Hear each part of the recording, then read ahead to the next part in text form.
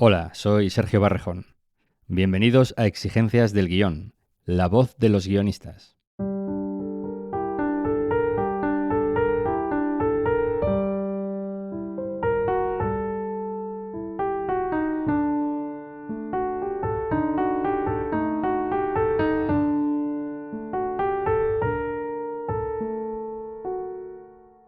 Del 9 al 19 de octubre, los aficionados al cine fantástico tuvieron una cita en Sitges, que celebraba la edición número 58 de uno de los festivales más importantes para el género.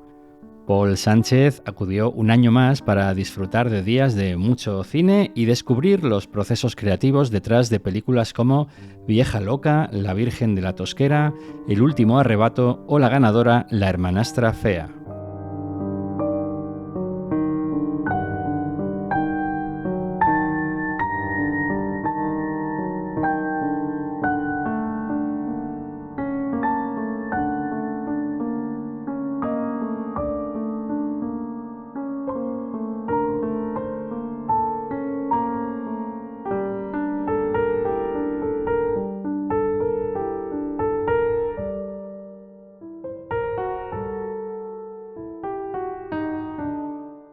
El día antes de su estreno comercial en cines en España, Vieja Loca arrancó el festival con la presencia del equipo.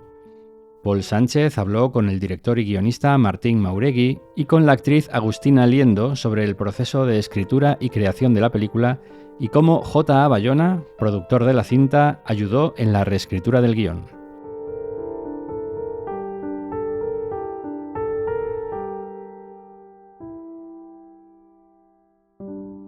A veces uno en su casa uno quiere, no sé, pensar en otra cosa, distraerse con el cine y el cine, la sala de cine sigue proponiendo como esa especie de compromiso y de exigencia del espectador que a mí me parece muy interesante, y en Sitges ese compromiso se vive de manera muy festiva. Hablemos un poquito de la construcción del guión. La película arranca con el personaje de Elena. Seguimos con César y parece que luego la película, el peso recae sobre el personaje de Carmen Maura, sobre la vieja loca del título, lo cual a mí me sorprendió al verla porque es un poco, casi juega al despiste con el espectador de a quién vamos a seguir. Siempre tuve como una idea de empezar con una escena que vos digas, ¿qué es esta película? Que vos estés muy interesado en la escena, pero que no termines de entender ni quién es la protagonista de la película, ni de qué va la película, y que vos dentro de esa desubicación no pierdas el interés y quieras seguir indagando. Y la primera escena, que surgió de una anécdota de una amiga que le pasó algo parecido en la ruta, su madre confundida la llamó, hablándole de un amor del pasado, de un tipo con el que estuvo casada antes que su padre, que en la vida real no existió, era una confusión de la madre de mi amiga. Pero yo me empecé a pensar si eso fuese verdad, digamos, si detrás de eso había algo oculto, algo oscuro, algo siniestro. Y a partir de ahí hay un juego en toda la película, en la construcción del guión, de qué es verdad y qué no. De hecho, juegan a ese juego ellos. Es un juego que se repite también en la película porque tiene que ver con eso, con la reinterpretación de la verdad. Y como guionista yo lo que planteaba en las escenas era que cada cosa tenía que ser la posibilidad de que no fuese verdad, pero yo como guionista sabía que todo era verdad. Entonces el personaje de Pedro se va metiendo en esta especie de averno que es, podríamos decir, de algún modo esa casa es como una metáfora de la mente de Alicia, y se va metiendo en ese averno y va como diciendo, no, esto no puede ser, esto no me puede estar pasando, eso es lo que él siente, lo construimos así el personaje con Hendler, como diciendo, esto es mentira, esto no puede ser, hasta que en un momento se da cuenta que todo esto es verdad y que esta mujer es un demonio y que detrás de ella había unos crímenes en el pasado y una oscuridad mucho más grande de la que él podía imaginarse. La construcción del guión desde ese punto de vista de jugar con el espectador para que no sepa que es verdad o no, supongo que es un trabajo de mucha reescritura, supongo, ¿no? Mira, yo creo que que todos los guiones son un trabajo de reescritura. Hay un guionista, no lo sé pronunciar muy bien, se llama John Swartzwelder, algo así. Es el guionista que más capítulos de Los Simpsons escribió, y a mi entender los mejores. Y él tiene una frase que es excelente, dice: escribir es muy duro, pero reescribir es divertido. Entonces él lo que hacía era agarraba un capítulo de Los Simpsons, que son 20 y pico de páginas, y lo escribía en un día. Y los diálogos eran: hola Marge, hola Homero, ¿qué tal? Toda una cagada, pero escribía tac, tac, tac, tac, tac, y se lo sacaba de encima. Después estaban 9 meses reescribiéndolo para que eso termine siendo la obra que a mí me parece. A mí me ha pasado, yo hace más de 20 años que trabajo como guionista, y a mí me ha pasado muy pocas veces de escribir una cosa y que diga: es esto, porque justamente a veces uno se ha tomado un whisky, se ha fumado un porro y escribe una escena y dice: qué buena escena, qué bien. Y al día siguiente, con otra mirada, con la mente un poco más fresca, la relees y decís: ¿qué es esta cagada? Hay una necesidad de trabajar. Para mí el trabajo del guionista es en gran medida reescribir. Y también digo esto para los potenciales guionistas que estén escuchando esto que parece arduo, en realidad no lo es, porque uno cuando se enfrenta al material, muchas veces escribe algo que no es lo que uno quería escribir, escribe algo que no está bien, pero eso no tiene que descorazonarte, eso te tiene que dar una plataforma para seguir y reescribir y trabajar y meterle. A veces las personas que no son guionistas empiezan a escribir y dicen: pero estoy escribiendo mal. Y sí, todos escriben mal, pero vos tenés que seguir y retrabajar y meterle. El guión no es lo mismo que la literatura. La literatura tiene otra magia y el guión tiene unas estructuras que te permiten esto de reescribir y reescribir. Creo que viene por aquí Agustina, así que podemos incorporarla a la entrevista. Me ha comentado Martín que tú también eres guionista. Sí, soy guionista y muchas veces trabajamos juntos, así que buena onda. Hemos hablado del inicio de la película, la escena en el coche. ¿Cómo la trabajasteis? Porque es una escena que está todo en los ojos y en la mirada. Bueno, al principio con Martín la leímos muchísimo, la fuimos leyendo, trabajando, probábamos tonos, como decís, tonos de voz. Hay algo que también que decía Martín, que le parecía importante que este personaje también podía generar terror. Así que vos la vieras y que tuvieses un poco de miedo, de que genere algo de lo siniestro también. Yo en particular, siempre cuando actúo, intento un poco tenerlo todo como algo como un presente continuo, ¿no? Como algo que va haciendo la voz, que va haciendo la mirada. ¿Qué más puedo decir, Martín? Agustina ayudó mucho a construir el guión de esa escena. Se fue construyendo también con la llegada de Maura. Nosotros, la escena está filmada sin los diálogos de Maura. O sea que en realidad ella, cuando está con el auricular, el que le está hablando soy yo y le estoy quemando la cabeza todo el tiempo. Le digo: más rápido, más esto, no sé qué. Sí.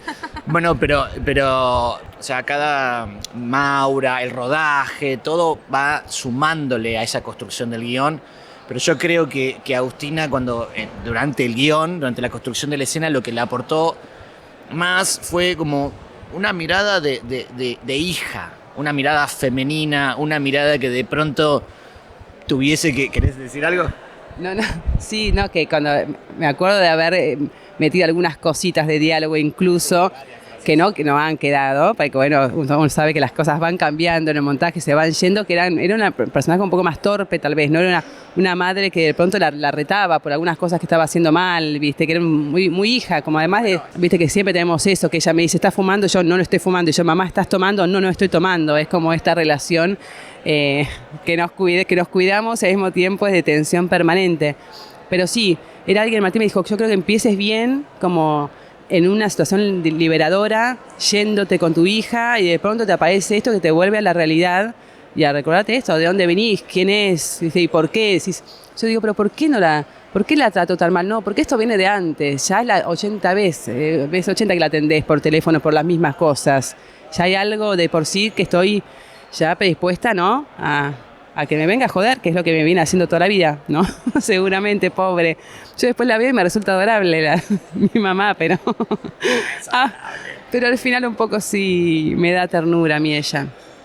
Agustina, ¿cómo trabajas el guión? Desde la primera vez que te llega el guión, ¿lo lees? ¿Cuáles son tus primeros pasos como actriz para preparar un guión antes de llegar a rodaje o a ensayos? Mira, te iba a decir la verdad, no tengo tantas experiencias como actriz, ¿eh? Así que no sé decirte cómo es así un hábito. En este caso tuve la suerte de tenerlo a Martín en casa, porque bueno, además no sé si sabe, bueno, somos pareja hace 25 años. Así que eso ayuda. Entonces de pronto estás comiendo con los niños de por medio, haciendo cosas y de golpe saltan, che, y esto, ¿no? Y podés seguir trabajándolo, te quedaste pensando en algo. A mí me pasa mucho que más allá de la teoría, que pueda entender una frase, de dónde viene, cómo, con qué tono, después pasa por el cuerpo. Es todo decirlo, hasta que yo le digo, hasta que no lo digamos, Martín, no va a salir, ¿viste? Es como estamos ahí y ahí te vas a ir dando cuenta si es esto, si es más así o más asá. Pero para mí todo es ensayo permanente del cuerpo y la voz, y van apareciendo cosas. Nosotros para esta película, tanto con Agustina como con Maura y Hendler, ensayamos muchísimo. Pero también por esto, no solamente porque yo como director quiero que las cosas sean así, sino porque yo como guionista quiero que los actores me aporten a ese guión, a esa dramaturgia. Hablábamos de la reescritura, de que escribir un guión, en el caso del guionista que comentabas de Los Simpson, hace un borrador muy rápido y luego se pasan meses reescribiendo. ¿Fue el proceso de Vieja Loca un borrador primero muy rápido y luego...? No soy rápido para nada, para hacer nada, me parece, para hacer nada en la vida. Así que ya la primera versión me tomé mi tiempo y la segunda versión también y la tercera también. No soy como ese, como era Schwarzwälder que te escribe un guión en un día, no. Yo pienso y repienso y además cuando mientras voy escribiendo vuelvo para atrás y replanteo y le doy trato de darle otra mirada. A mí eso que vos señalabas hoy, por ejemplo, de la primera escena, a mí me parece muy importante eso del cambio de punto de vista, estar muy arraigado en un punto de vista, pero que la película tenga la posibilidad de contar otro momento, otra historia, otra mirada de lo que está sucediendo. A mí me parece que eso es fundamental con el guión, tratar de tener miradas nuevas y sobre todo uno poder generarse una mirada nueva. Sobre la estructura de, digamos, un poco de 3 actos, digamos que el primero es en exterior o interior-exterior en el coche, casi todo el segundo acto es en el interior de la casa y luego el tercer acto, digamos, el final es de nuevo en exterior. No sé si eso lo planteabas, eso es lo que querías, plantear el segundo acto en un interior que, digamos, desde producción es más fácil de rodar o cómo fue. Nosotros nos propusimos, y también no solo desde el guión, sino también desde el arte, desde la construcción de la casa, nos propusimos que la casa sea como una expresión de la mente de Alicia. Entonces, estos escenarios que están afuera de pronto salen de la mente de Alicia y la casa a su vez tiene distintos niveles.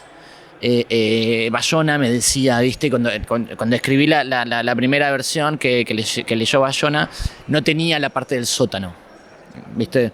Y Bayona me decía, necesitamos otro lugar en la película, no solamente porque hay que salir de esa situación tan quieta, sino porque hay que expresar, la casa tiene que expresar otro lugar en la mente de Alicia, como si fuese el inconsciente de Alicia.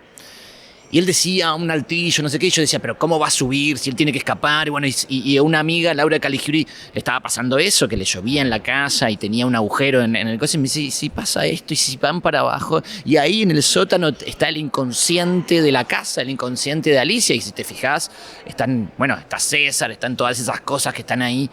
Entonces los escenarios eran importantes en el sentido de expresar la mente de Alicia, los lugares de la mente de Alicia. Esto no tiene por qué estar en primer plano, es una cuestión de construcción para que quede de fondo y para que sirva para que los personajes tengan una dinámica, ¿cómo llamarla? Fuerte, loca, de vieja loca.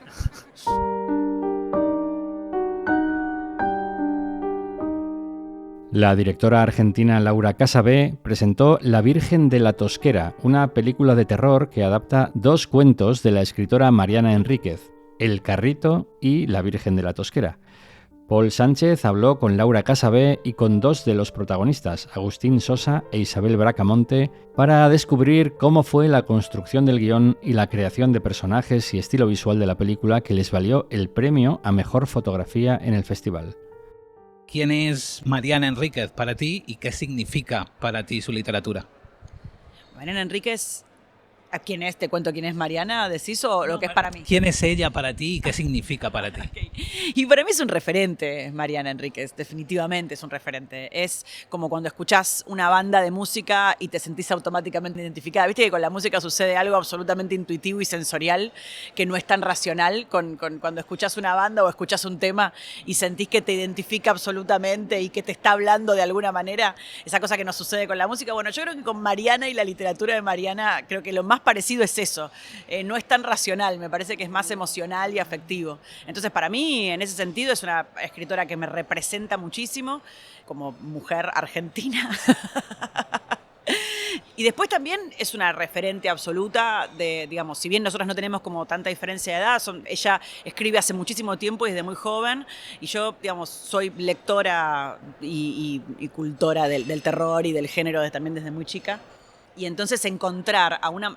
Argentina no tiene tanta tradición en el terror y en el fantástico, ni en la literatura. En la literatura sí, quizás Borges, Cortázar y qué sé yo, pero digo, no una generación tan nueva. Ahora sí hay muchos escritores, digamos, Luciano Lamberti, Thomas Downey, pero bueno, digamos, pensemos 10 años atrás, por decir algo, no había tantos. Entonces, haber encontrado o haber leído a Mariana Enríquez, para mí se transforma en una referente también para hacer películas, independientemente de que haya hecho una película sobre sus cuentos.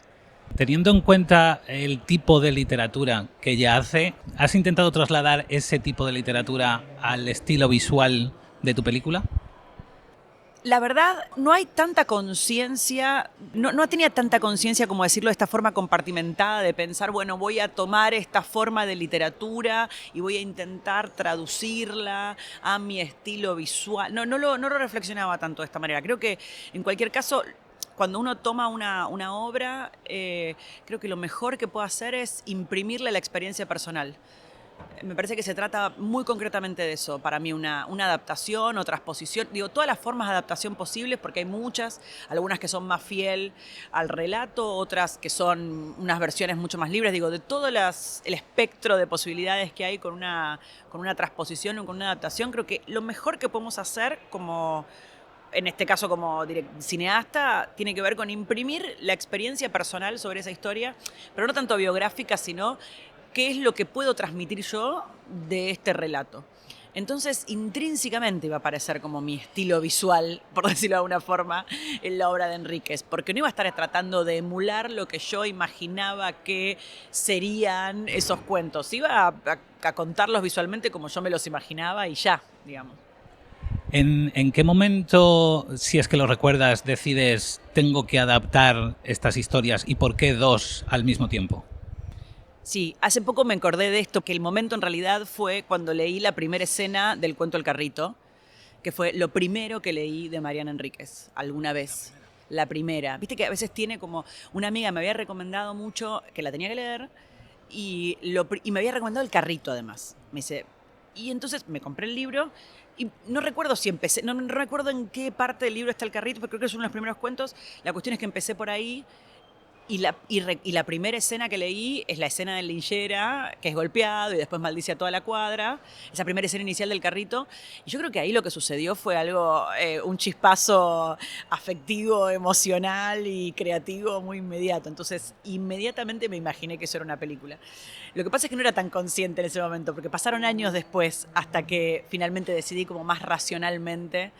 Y después, cuando empecé a pensar con esa impronta y con ese impacto que a mí me generó El Carrito en su momento, ya años después ya había leído, digamos, todos sus libros, y empecé a pensar que quizás adaptar a Mariana Enríquez, como ahora lo va a hacer todo el mundo, digamos, sería... Nada, sería una gran película posible. Y entonces empecé más bien a buscar. Y volví al libro, volví al Carrito, pero volví también a leer el resto de los cuentos. Y bueno, y ahí sucede que me reencuentro con la Virgen de la Tosquera, que ya a mí me había parecido un gran cuento en su momento, que creo que me reencuentro muy concretamente con la Virgen de la Tosquera, como para empezar, bueno, esta es como la trama central, y es la historia de esto, y también la sensación de que podía contar la historia de esas chicas, porque me sentía como muy representada en esas chicas, si bien las de la película no son las del cuento, porque también por otro lado está la mirada de Benja Neistat, que es el guionista, que imprime a estas nuevas chicas. Así todo termina siendo muy biográfica para mí la experiencia de esta película, porque es parte un poco de todas, porque es una forma de vivir, una forma visceral de sentir. Y de sentirse mujer, y además aparte de una mirada femenina como muy cruda sobre la feminidad. Entonces, bueno, yo creo que ahí apareció, y sentirse identificada, ¿no? Con el drama de la Virgen de la Tosquera, digo, a mí también me rompieron el corazón como a Natalia, a quién no. Has mencionado a Benja, te iba a preguntar en qué momento entra él al proyecto, cómo trabajáis, porque el guión, si no me equivoco, está firmado por él, sí, pero no coescrito. No está coescrito, no, lo escribió él. Trabajamos juntos en el desarrollo del guión. Yo no quería escribirlo, porque con el tiempo, digamos, después de un par de películas, sentí que estaba lista como para hacerme cargo de mis limitaciones. Y no solo limitaciones a nivel de lo que creo que puedo hacer o no, sino de mis limitaciones emocionales. Quiero decir, no la paso tan bien escribiendo sola. Como que me gusta el set. Todo lo hago para llegar al set, en definitiva. Después incluso la paso mal en la postproducción. Siento que todo lo hago para llegar al set, que es como esta gran playroom. Entonces empezamos a pensar quién podía ser que lo escribiera. Yo tenía una idea muy concreta quizás de cómo me imaginaba desarrollarlo. No es que, entonces, y además sabía que tenía que suceder en el 2001. Como que había una serie de elementos que era como, bueno, va por acá.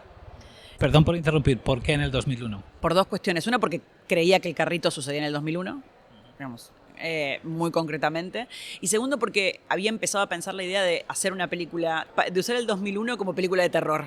Sobre todo porque además hay algo generacional de que al yo tener, digamos, la edad de los chicos, es mi adolescencia también, o mi primera juventud, o, digamos, yo también tenía 19 años en el 2001, entonces había como una sensación de querer transmitir lo que había sido sentir esa forma de miedo.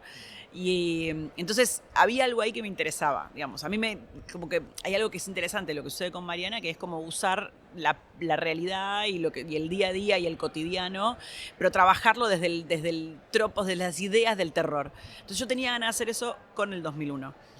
Eso ya era como una idea. Entonces eso empezamos a pensar y entonces pensamos que quizás Benja sería una buena opción. Charlamos con Benja, se prendió y después empezamos a trabajar juntos, pero él escribió el guión. Él escribió el guión de punta a punta y yo lo que hacía era, digamos, trabajar en el desarrollo como directora, digamos, contándole devoluciones, intercambiábamos música. Sí, por supuesto que tengo... Y la versión final termina siendo un poco la versión mía porque agarré y reescribí las escenas que dije, bueno, ahora la voy a dirigir yo, así que ya está.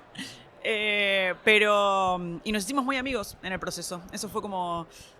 una amistad ganada, que no pasa siempre, digamos, ¿no? En algún punto. O sea, he trabajado con muchas personas, pero bueno, también lo que nos pasó es que Benja y yo tenemos la misma edad, más o menos. Entonces, habíamos vivido un poco las mismas experiencias. Entonces, conectamos mucho también. Y eso aportó mucho para el guión.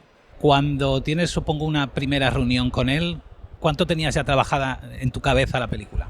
Tenía trabajada en mi cabeza. Teníamos una versión de guión anterior que no estaba buena, pero yo tenía como mentalmente muy trabajada un poco sobre quiénes eran los protagonistas, dónde pasaba la historia, tenía que ver con las chicas y no porque son cuentos que yo tenía una idea de cómo fusionarlos en algún punto.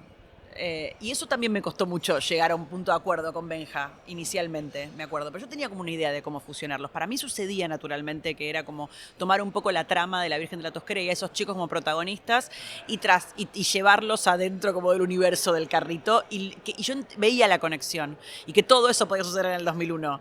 Pero bueno, inicialmente, digamos, como todo, ¿viste? Cuando, además, aparte Benjamín es director también, una personalidad muy fuerte. Entonces, nos costó lograr...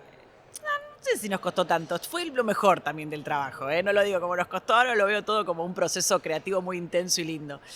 Pero sí tenía como esa idea y sí tenía la idea de que había una Natalia protagonista. Sí creo que había una idea de que no era tan coral o no era tan un sujeto colectivo como es en La Virgen de la Tosquera, sino que había una protagonista Entonces tenía como esas ideas. Y ahí me acuerdo que lo primero que empezamos a hacer con Benja para trabajar fue cambiarnos música. Empezamos por ahí.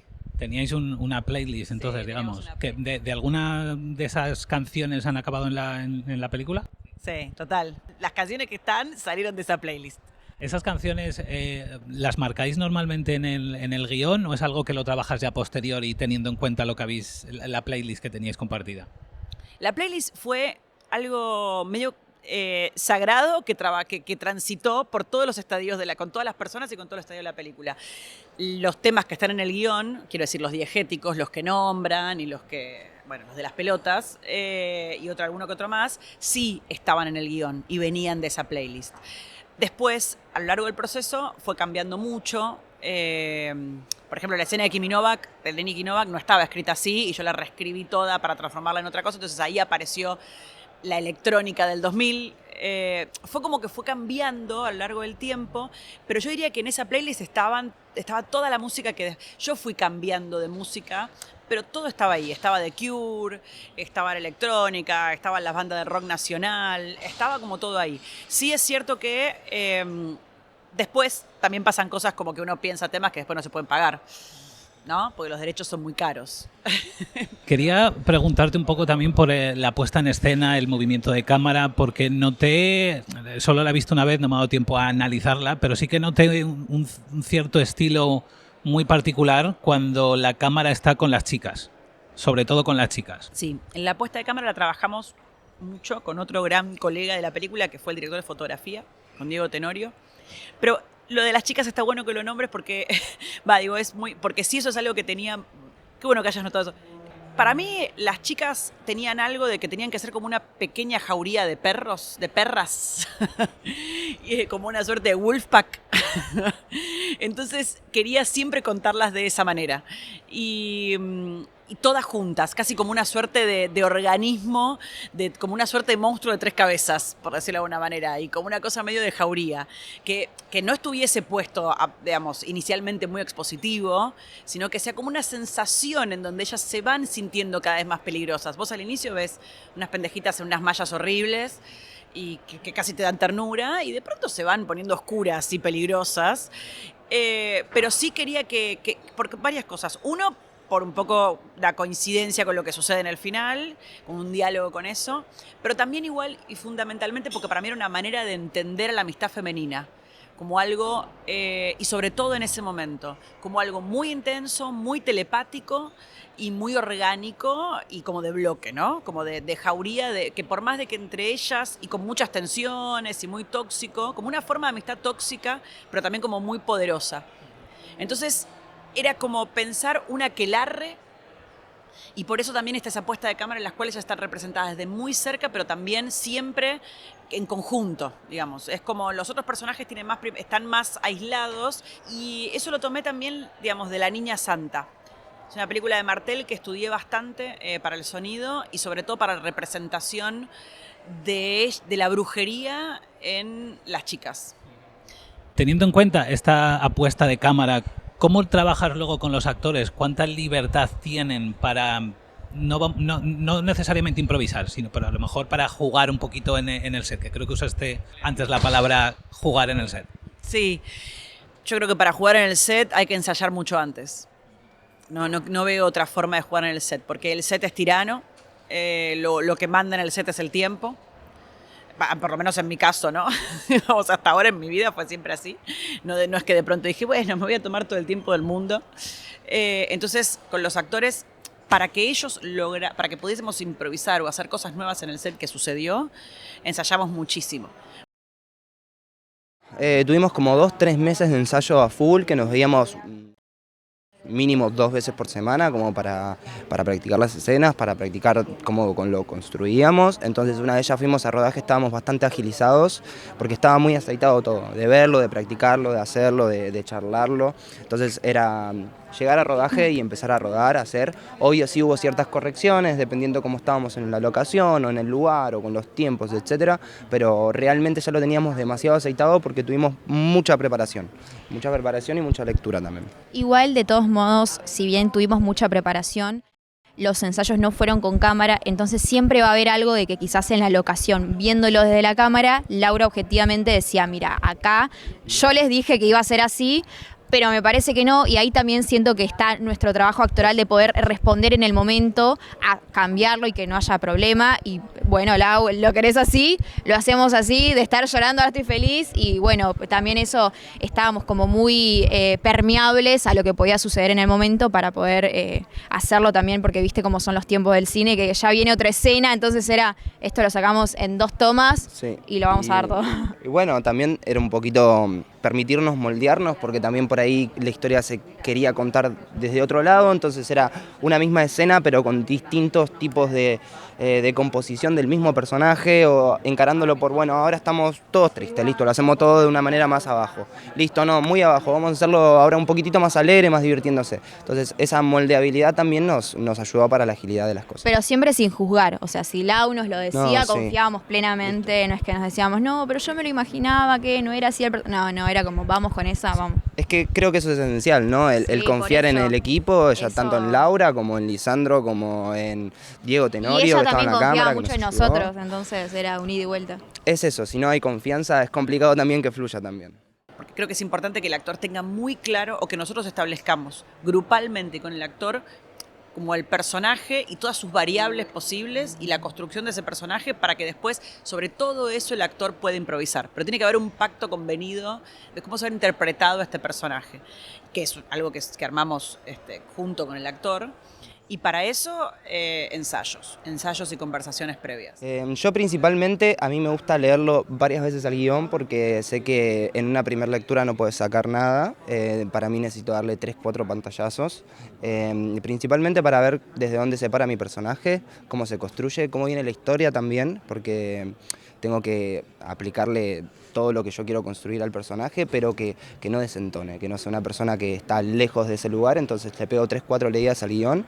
Tuvimos también mucha ayuda de Lisandro Vera, que nos dio una mano con el coaching actoral, que también nos iba ayudando también en la lectura de guiones. Nosotros hicimos pasada de guión también, leímos mucho con Laura también. Mariana Guerreiro también estuvo dándonos una mano, tanto en el coach actoral como en la lectura de los guiones, como en cómo nos posicionamos en las escenas y en las situaciones. Los personajes son todos personajes muy reales, así que es difícil construir algo real, se maneja en un lugar de grises complicado, entonces lo esencial es siempre pegarle 3-4 lecturas como mínimo antes de conocer a la gente, y después ya una vez empezamos a conocernos en el equipo, todo, ya iba fluyendo desde otro lado, pero es necesario tener un pantallazo amplio de la situación para saber dónde está tu personaje, dónde están los otros personajes, por dónde viene la historia, que me parece muy necesario hacerlo. Sí, yo creo que en mi caso primero hago una lectura general, como para saber de qué va toda la historia. Después hago como también, en este caso, leí los cuentos para ver, vamos a ver en qué similitudes, además también teniendo en cuenta que era un cuento corto y cómo todo eso fue traspasado a un guión largo. Después también sí, irte más en detalle quizás a tus escenas y así, pero sí la verdad que ayuda mucho lo del coach de actores, porque básicamente ellos se encargan también de ir llevando, bueno, hoy vamos a trabajar tal escena, estúdiense esas bien, e ir a los ensayos a pasarla, después pasarla con el cuerpo, con ejercicios actorales, con ejercicios para nuestro vínculo, desde abordarlo desde muchos lados, la verdad que ayuda bastante a poder como a entrar en todo lo que es el guión. Y acá tuvimos suerte porque al ser chicos, por ahí con actores que son más figuras y eso, te dicen, bueno, va a poder venir 2 horas tal día y te querés un poco matar. Pero la verdad, porque es como, bueno, qué sé yo. Pero acá por suerte eran chicos y entonces tuvimos como 2 meses de ensayo, que fue un lujo, la verdad. Pero que bueno, ahora ojalá que las próximas... Siento como que fue tan el diferencial eso, que voy a tratar de defenderlo en una próxima oportunidad.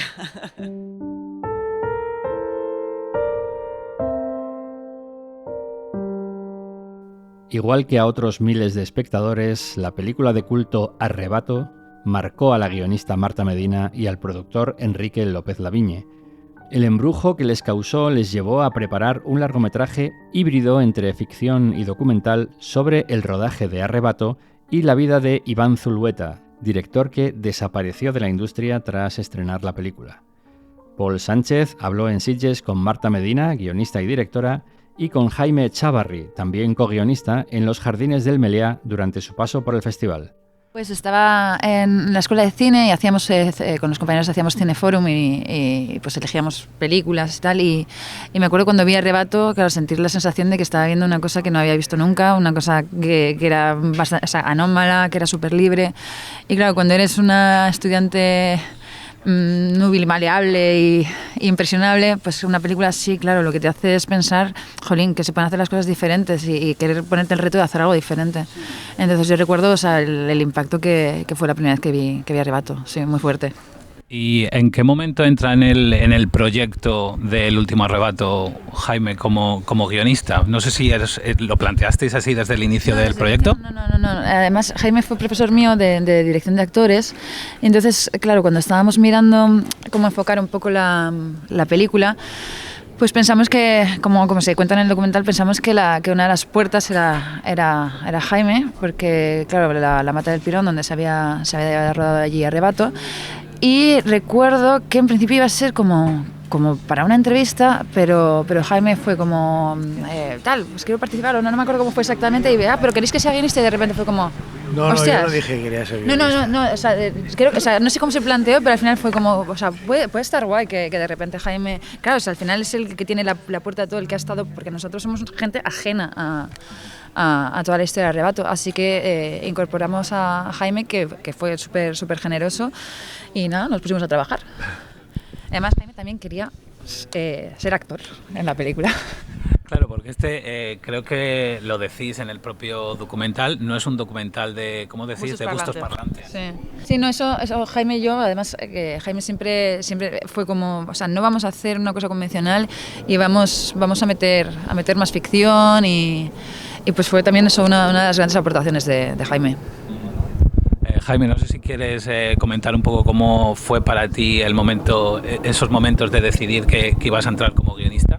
Bueno, fue primero decir un no rotundo. Yo no quería hacer una entrevista, había hecho muchas entrevistas documentales sobre Iván y de repente se me ocurrió, ¿por qué no hacemos una cosa sobre nosotros haciendo un documental sobre Arrebato y cómo hasta qué punto buscar una metáfora que sea equivalente a la metáfora de Arrebato del cine y la droga, buscar una metáfora distinta pero de alguna manera equivalente para la película, ¿no? Y buscamos el cine y el tiempo. O sea, como que el cine es el único que mantiene el tiempo y el único que posee el tiempo.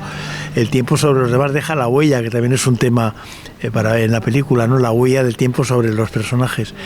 Pero eran dos cosas distintas. Primero, mi interés por la mentira de distinguir ficción y documental, y segundo, un poco tratar el tema del cine y el tiempo, que es un tema que me ha interesado muchísimo siempre. Planteamos mucho, o sea, siempre estábamos hablando de como las diferentes capas, ¿no? Pensábamos, vale, aquí tenemos la película Arrebato, el rodaje del 79 tal, y luego estamos aquí, o sea, están luego los Super 8 y luego estamos lo que rodamos nosotros. Y siempre, o sea, pensamos como trazar ese agujero de cola de gusano que te lleve de nuestro tiempo al otro tiempo y buscar como las concomitancias y las rimas y todo eso. Las texturas distintas de celuloide incluso, ¿no? Sí. Todo ese tipo de... Que al principio teníamos dudas de decir, ostras, ¿se va a entender esto? Sí, pero es que luego da igual, porque tampoco Arrebato se entiende tanto. Sí. O sea, no, creo que es una película muy experimental y eso creo que a mí eso me gusta mucho. Sí. Claro, siendo tan experimental y digamos que con esta evolución de lo que ha sido el proceso de creación, ¿cómo trabajáis el guión? ¿Qué tenéis escrito como tal? Buen tema. Sí. Pues tenemos, o sea, hubo muchas versiones, o sea, teníamos como también la parte... Sobre todo empezamos al principio con cuáles iban a ser las preguntas a la gente que íbamos a entrevistar y tal. Luego sí que el principio estaba muy claro que íbamos a empezar con la voz de Wilmore, la voz de Iván, que luego eso no lo sabíamos en ese momento. La voz de Wilmore diciendo que tendríamos que venir por la película, y también sí que teníamos claro que queríamos empezar por el final, por el momento del fusilamiento. O sea, me parecía como súper interesante empezar la película por el final de Arrebato. Y luego ya fueron muchas conversaciones en casa de Jaime y yo, en plan, vamos, sí, a ver cómo incorporamos esto, luego Jaime, pues eso, algunas escenas estaban más escritas, otras escenas eran más improvisación. Ha sido como dice Luis Lea Madrid, el montador, un poco una jam session entre todos.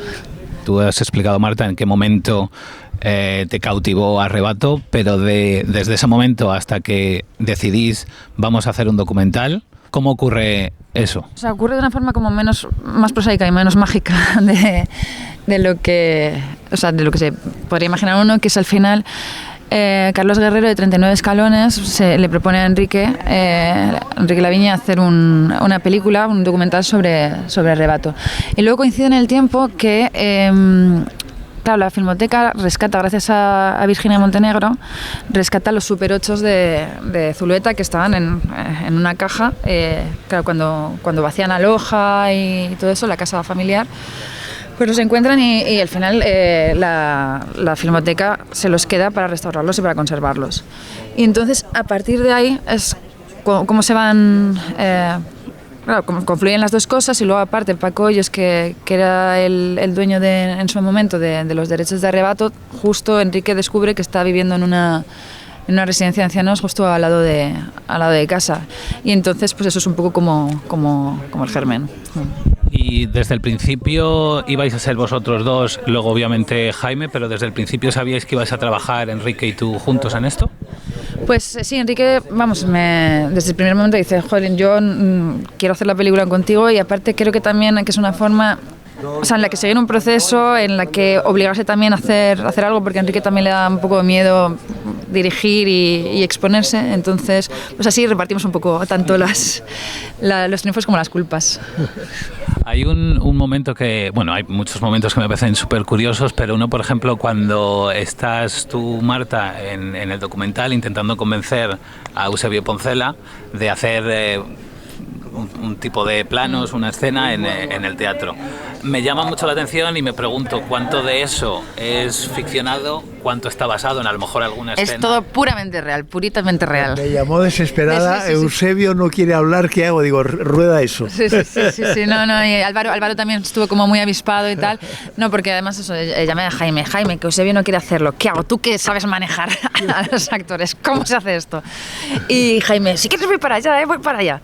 Y fue al final, pues mira, Álvaro, el director de fotografía de cámara, tuvo eso, la visión de decir, vamos a rodar lo que está pasando. A seguir rodando, claro, y yo además, o sea, dije, rúdame, pero que se me vea bien histérica, ¿sabes? Porque también hay una cosa en la que yo conecto con Arrebato, que es en ese momento en el que Marta Fernández Muro dice que su primo está mira las películas y llora porque no le gusta lo que ve.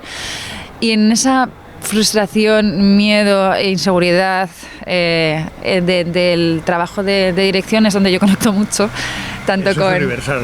Sí, tanto con Wilmore como con lo que entiendo que también podía pasar Zulueta, podía pasar Iván. Y entonces, claro, pensamos, jolín, si al final Arrebato es una película que habla de gente queriendo grabar imágenes, de gente queriendo hacer cine, y también de esas frustraciones, pues nosotros también vamos a incorporar nuestras frustraciones. Y además lo hablaba también con Jaime, que dimos con la idea de... Claro, Arrebato es una historia de un director amateur que rueda sus películas, se la entrega a un director de cine de serie B, desaparece, luego el director de cine de serie B al ver la película también desaparece, y Zulueta, en cierta manera, también entrega Arrebato y desaparece. Y entonces, bueno, también queríamos seguir un poco como ese juego. Es un poco la historia de la cámara de Arrebato, ¿no? Sí. O sea, cómo la cámara sigue existiendo con un sentido distinto, pero sigue, es la que tiene en realidad el poder, porque es la que provoca la obra terminada. Y respecto de eso, yo quiero llamar la atención sobre el trabajo de montaje, sí, que me parece fantástico. De la Madrid y Carlos de Visa. Fantástico, porque es que nunca tuvieron un guión y nunca tuvieron un material. O sea, rodamos trozos de las versiones que hicimos, pero nunca rodamos nada entero. Entonces es una película que tiene un aire de celuloide encontrado, sí, que a mí me gusta mucho, porque además es verdad, porque es el celuloide encontrado de Iván y el celuloide de Super 8 que encontramos en mi casa.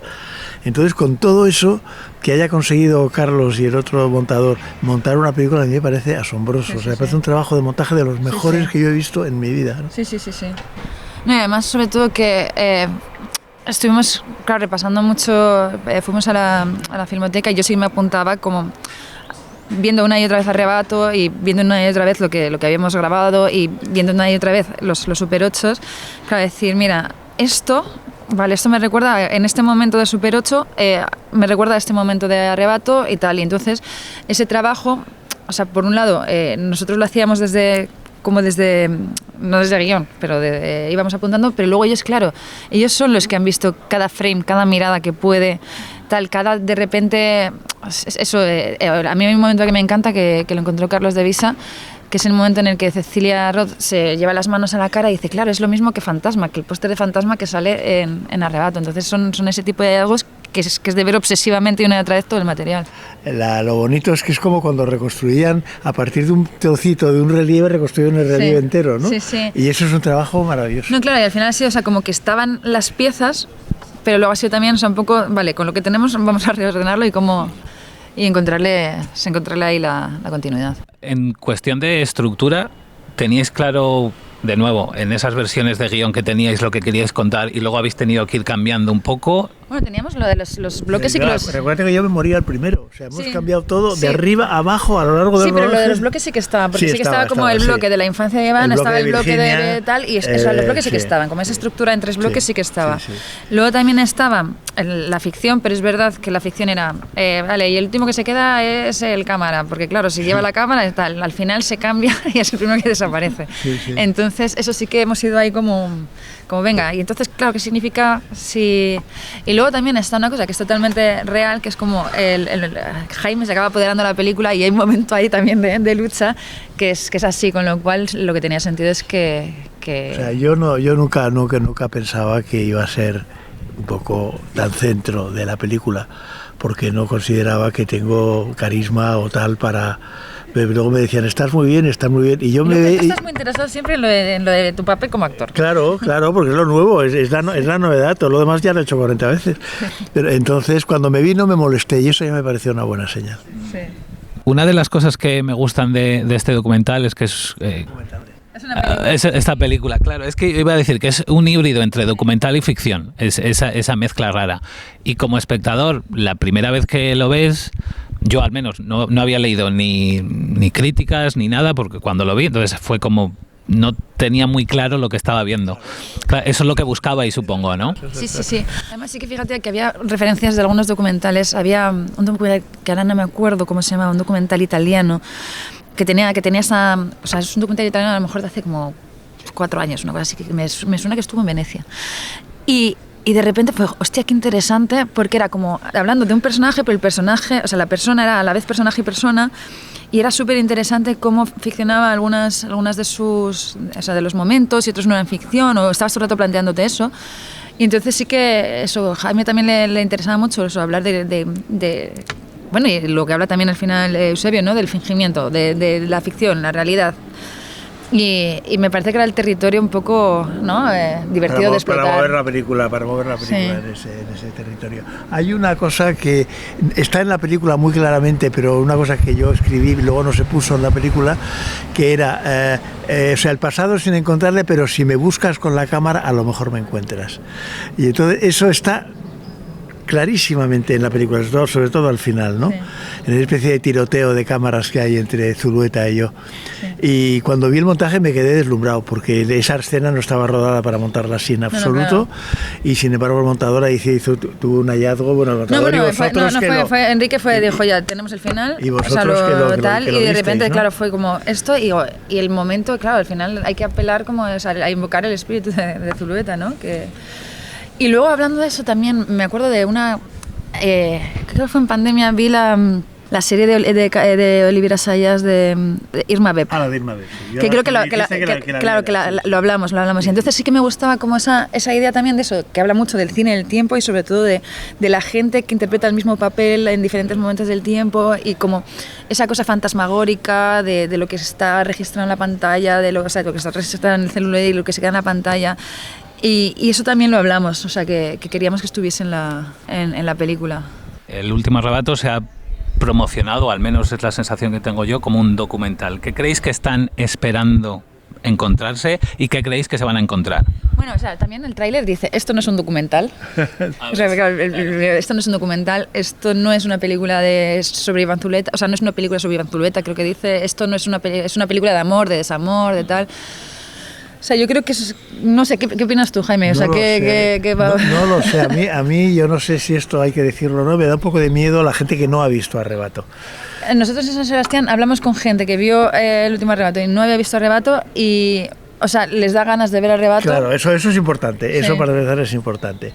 Pero creo que se aprecia mejor la película si has visto Arrebato. Hombre, claro, sí.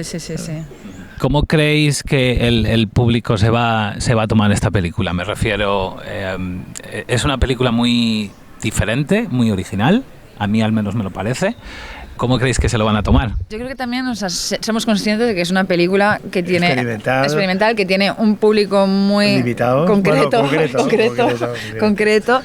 y no sé, o sea, sí que creo que es. O sea, el problema de que ahora es que nos gusta tener como todo muy determinado en etiquetas, esto entra aquí. Entonces, ¿qué quiero ver esto? Un thriller con tintes de no sé qué, no sé cuándo y tal. No puedes dejar de hacer una cosa si tienes ganas de hacerla por cómo se va a recibir, porque entonces te paralizas. Claro. Y sobre todo, no sé, creo que una de las cosas que también haciendo entrevistas en San Sebastián me parece que fue bastante guay, es que la han visto estudiantes de cine y entonces decían, bueno, y amigos nuestros que decían, joder, es que es una película que te da ganas de salir a rodar. ¿Sabes? De como vamos a coger una cámara y vamos a tal. Entonces, sí, por un lado es una película rara, pero por otro lado parece que no es tan difícil. Claro, sí. O sea, como que es cuestión de tener ganas y de hacer las cosas y ponerte ahí a... Sí. Y yo creo que es una de las cosas también guays de la película, ¿no? Nunca se sabe. Mira, o sea, yo leo mucho la newsletter de Pau Brunet. Entonces decía Pau Brunet hoy, o sea, creo que el titular era el box office se ha convertido en un campo de minas controlado por un código enigma imposible de descifrar. Pues eso, imposible de descifrar. No sabemos nada. Ha sido siempre así, en el fondo.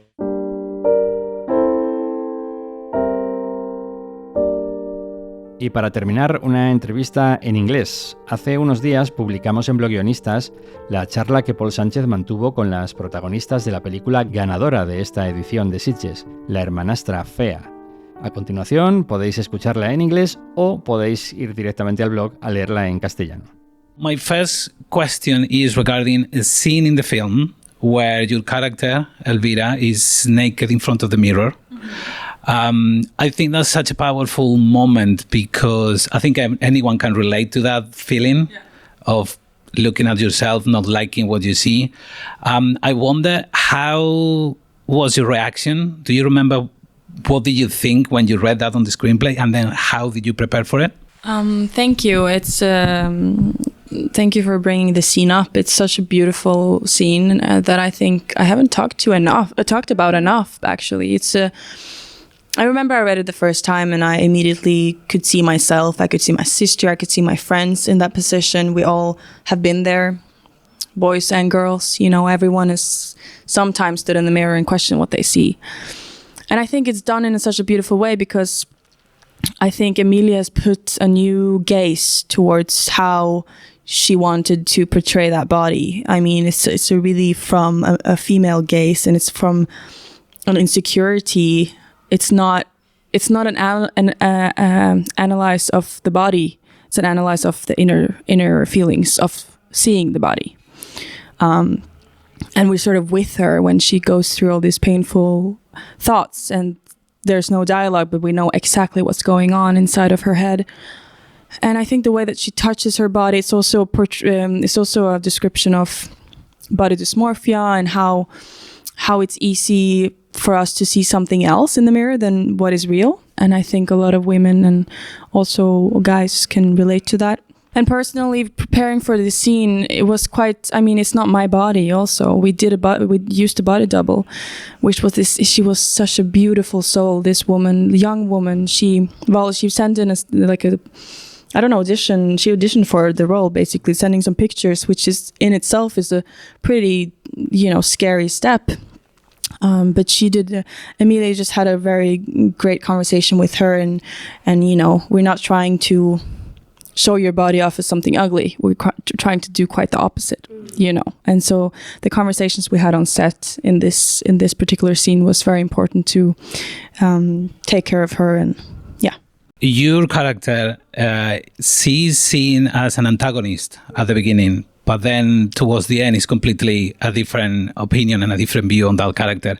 Is that what drove you to the character, to portray it? What were the challenges on the screenplay? Well, I think, obviously it's a Cinderella. It's a character that's iconic, that kind of everybody has an idea of who she is.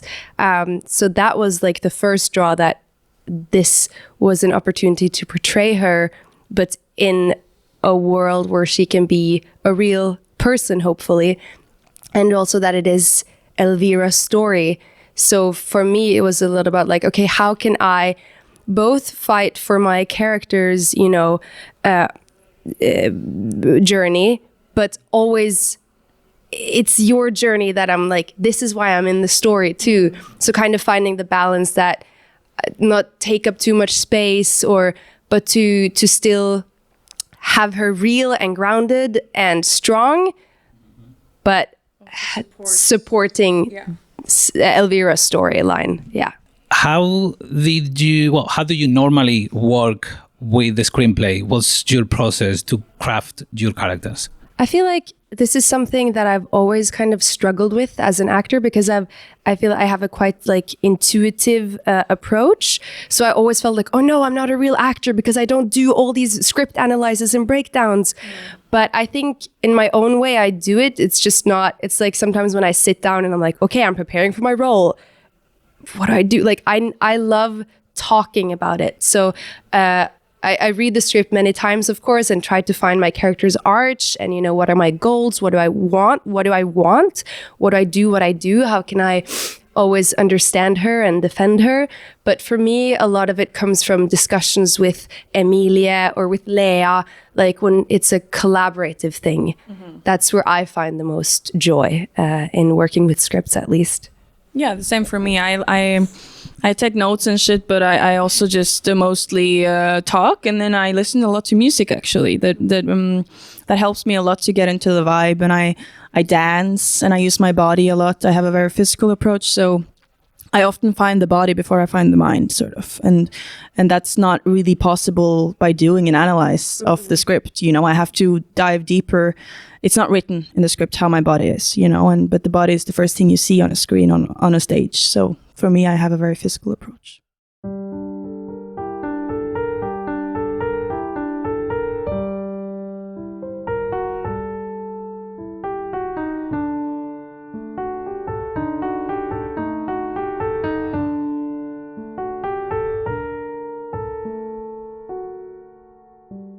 Gracias por escuchar Exigencias del Guión. Redacción y realización, Paul Sánchez. Diseño gráfico, Jorge Espejo. Música, Ana Álvarez Prada.